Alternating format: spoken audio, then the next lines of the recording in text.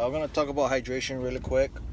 Uh, Water, very important, but at the same time, you gotta watch what you're doing. If you are on a certain type of diet, sometimes too much water will have adverse effects on you.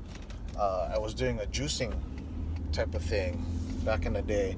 I was drinking juice for my first two meals, and then my last meal I just eat regular food. I was drinking. I forgot what I was drinking. There's a lot of green stuff, but I drank all the juice. I'd sip the juice, and then I'd eat.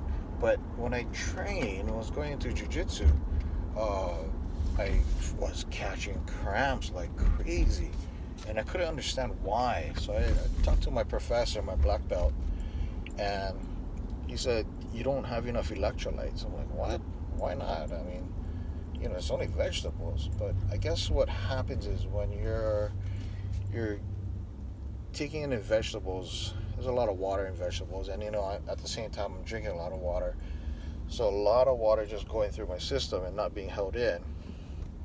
So his recommendation was to mix in coconut water. Coconut water will have a lot more electrolytes, and it'll help keep me hydrated, keep the water in, so I don't cramp. Well, lo and behold, it worked. I added it in, and I stopped the cramping.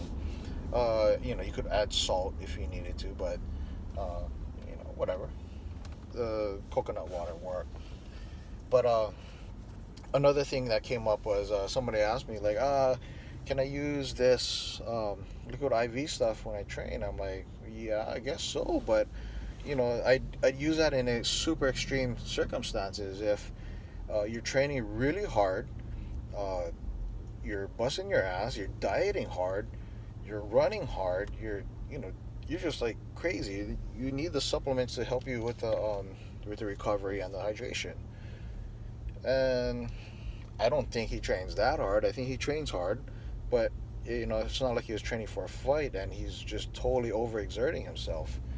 So I would look back and we kind of backtrack what he was doing, what he was drinking throughout the day, and I said, "How much water are you drinking throughout the day before you train?"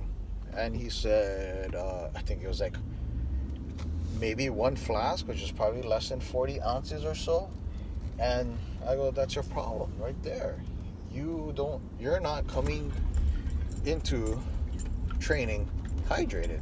You're dehydrated before you into training, and while you're training, you're getting more dehydrated. You're trying to fill yourself back up with fluids and electrolytes, and it's too late. You have to be hydrated, ready to go when you're training, and then you refill your body with water and electrolytes. Then you won't get dehydrated. Depending on how severe it is, it'll depend how if you're gonna cramp up or not. But like I said, you have to be hydrated, pre-hydrated before the event or before you're training. It's almost common sense. It's like if I was coming into uh, a fight not training at all, I'm gonna lose it. I'm gonna lose the fight. I'm not ready for the fight. I'm not physically ready for the fight, mentally ready for the fight. So if you're not hydrated, you're not ready to train. You're already coming in dehydrated, and that is gonna work uh, totally backwards for you. But that's my rant for hydration. Um, you know, come into it hydrated. Don't uh, take water for granted. You need it. Water is key. Water is life. Water makes you look young, and water uh, keeps you young. I guess, right? It's just good for you. But anyway, that's it. Stay tuned for some more videos of things that just matter that people forget about, or even uh, disregard sometimes. All right. If you like the video, like the video. If you don't, don't. Dislike the video. And If you can, please subscribe.